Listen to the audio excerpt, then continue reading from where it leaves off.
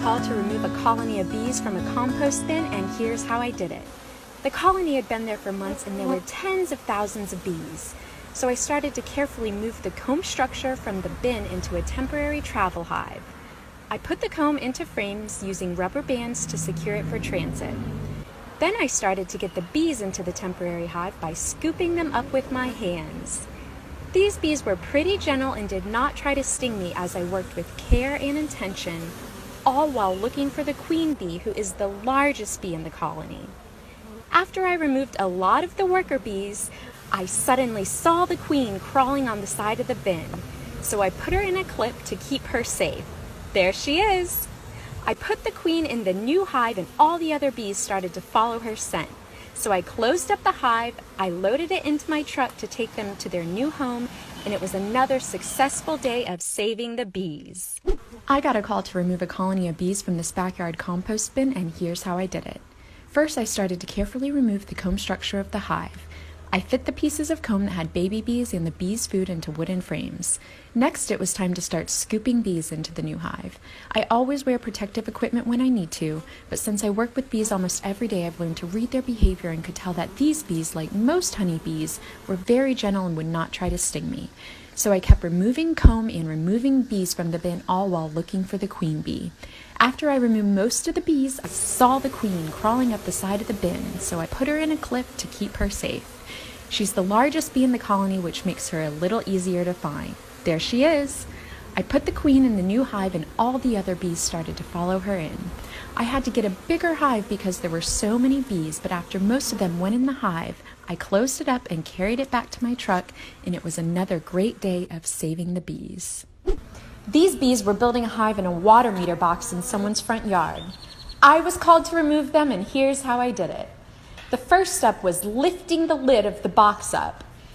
As you can see, there were a ton of bees. They had been starting to build some honeycomb right on the lid of that box, so I gently set it down.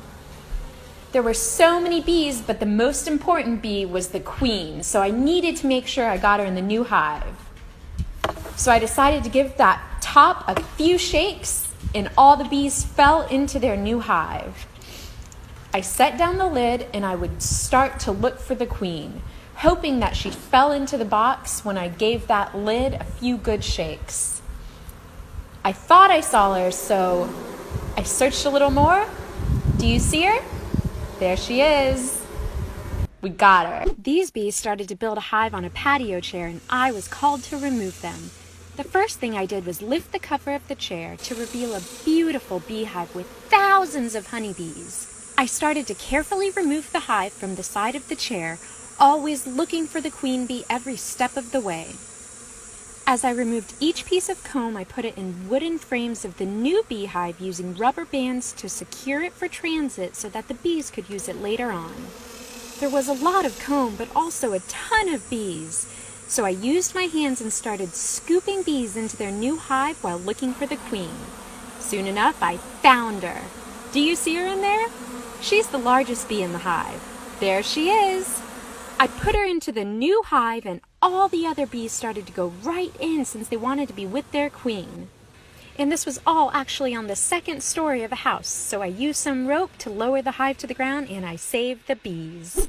I got a call to rescue a swarm of bees, and here's how I did it. When I showed up, I found a beautiful swarm hanging off the side of a branch, so I set up their temporary transit hive, and I used my garden shears to carefully cut through the branch they were hanging on. When honeybees are in swarms like this, it means they're looking for a new place to live and just taking a little break on their search for another hive. This is because the queen bee is actually a terrible flyer, and she needs some rest while traveling. Swarms of bees tend to be very docile since they don't have resources like brood or honey to defend. So to get the bees and the queen directly in the new hive as quickly and carefully as possible, I gave the branch a few good shakes and the colony fell right in. Bees have pretty tough exoskeletons, so the short drop doesn't harm them at all.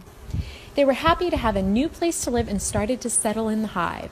So I closed up the hive, and it was another successful day of saving the bees.